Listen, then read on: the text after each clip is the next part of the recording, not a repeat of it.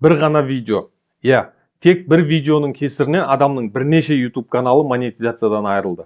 Ең қорқыныштысы, ол видео негізгі главный каналына да салынбаған. Бірақ YouTube'қа бәрібір басқа каналдарына дейін жеткен. Бүгін мен саған өте маңызды нәрсені көрсетем. Бұл видео әсіресе жасанды интеллект контент жасайтындарға, глобал канал ашқысы келетіндерге және жасанды интеллекттің дауысын қолданатындарға, YouTube автоматизация жасайтындарға өте маңызды. Себебі көп адам бір үлкен қателікті түсінбей жүр. Сол қате бүкіл арнаның тағдырын шешуі мүмкін. Оқиға қалай басталды? Бір контент авторы өз контентін глобальный аудиторияға шығарғысы келді. Яғни ағылшынша, испанша канал ашып көрмекші болды. Идеясы қарапайым еді, бар видеоларды аудару, яғни жасанды интеллекттің дауысын қосу. Сосын шетел аудиториясына шығару. Басында бәрі жақсы сияқты болды. Кейбір видеолар қаралым жинады.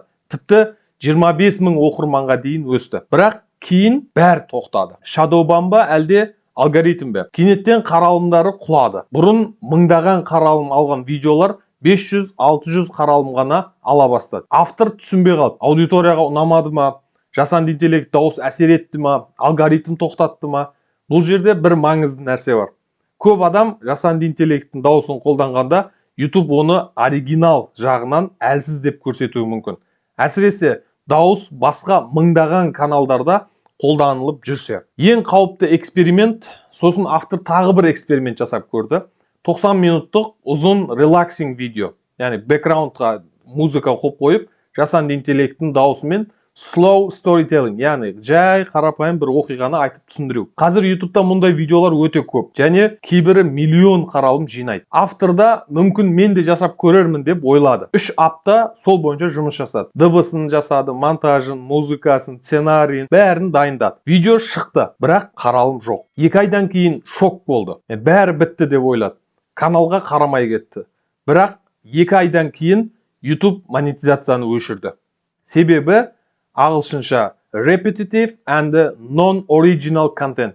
Дәл осылай хат келген. Яғни қайталанатын және оригинал емес контент. Міне ең қауіпті жер осы. Ең қорқыныштысы енді басталды. Көп адам мына нәрсені білмейді. Егер бір каналың проблема алса, YouTube басқа каналдарыңа да әсер етуі мүмкін. Міне осы жерде үлкен проблема басталды. Бір канал жабылды, сосын басқа каналдарында монетизациясы өше бастады. Тіпті 10 жыл болған жүргізіп келатқан каналына шейін монетизациясы тоқтады. Бәрі бірақ бір-біріне қатысы жоқ каналдар еді. YouTube не дейді? YouTube'тың логикасы мынадай. Сенің басқаруыңдағы бір канал проблема алды ма, онда басқа каналдарыңда да риск бар деген сөз. Сөйтіп қарайды YouTube. Бұл өте маңызды нәрсе. Көп адам бірнеше канал ашады, бірақ біреуінде проблема болса, басқасына да әсер етуі мүмкін екенін білмейді. Сөйтеді да дәлше арай екінші каналын ашып, тағы да осындай проблемалар көп кездесіп жатыр қазір. Неге жасанды интеллект каналдарда проблема көп? Себебі көп адам copy-paste, шаблон дауыс, AI voice-ты және repetitive формат, яғни қайталанатын формат, және low effort content, яғни өте мағынасы жоқ контенттерді жасайды. YouTube қазір осыған қатты қарай бастады.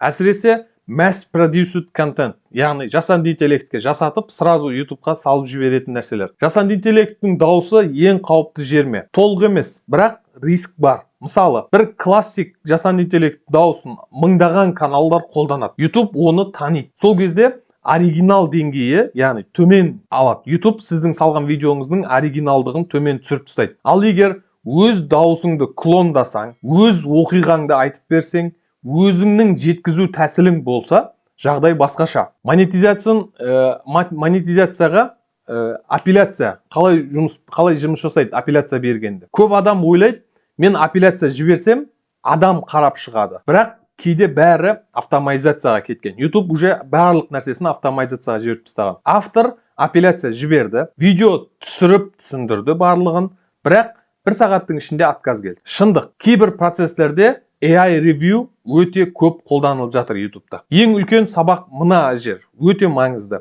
Автор жаман нәрсе жасағысы келген жоқ. Ол жай ғана глобальный аудиторияға шыққысы келді. Жаңа аудитория, жаңа формат сынап көргісі келді.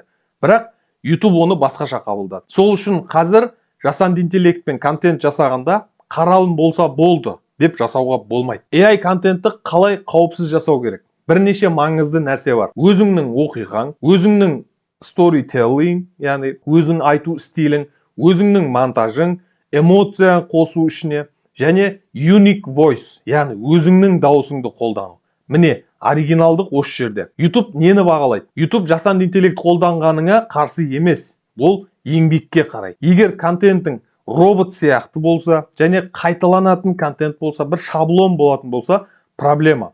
Ал егер storytelling, яғни өз оқиғаныңды қоссаң, және personality, яғни өзіңе қатысты нәрселерді айтып жеткізетін болсаң, өзіңнің жеткізу стилің болса, яғни өзіңнің эдит жасау тәсілің болса, монтаж жасауыңда, мысалға YouTube'та видео түсіру стилің барлығын өзің қосатын болсаң, бірақ ол кезде жағдай мүлде басқаша. Қазір не болып жатыр? Қазір YouTube'та үлкен өзгеріс жүріп жатыр. Жасанды интеллекттің контенттері көбейді. Сол үшін YouTube оригиналдықты тексеруді күшейтіп жатыр. Бұл болашақта одан да қатты болады. Ең маңызды қорытынды, жасанды интеллект жай ғана құрал.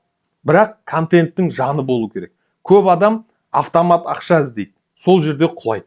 Ал ұзақ уақытқа қалатын каналдар адам эмоциясы бар каналдар. Қорытынды, бір ғана эксперимент бірнеше каналдың монетизациясына әсер етті. Бұл бізге үлкен сабақ. Жасанды интеллект қолдануға болады, бірақ толық автоматтандырылған емес. Шаблон контенттер емес, қайталанатын форматтар емес. Өте қауіпті бола бастады бұлар. Ең маңыздысы контентке өзіңнің ізіңді қалдыру. Сонда ғана ұзақ уақыт жұмыс істейтін канал құра аласың. Пікірге жаза кетіңіз, сіз AI канал ашар медіңіз. Жасанды интеллектпен жасалатын видео канал жасайтын бедіңіз. Әлде классикалық контент дұрыс деп ойлайсыз ба? Келесі видеода кездескенше, Мәке блог YouTube'та дамудың жолын көрсететін арна.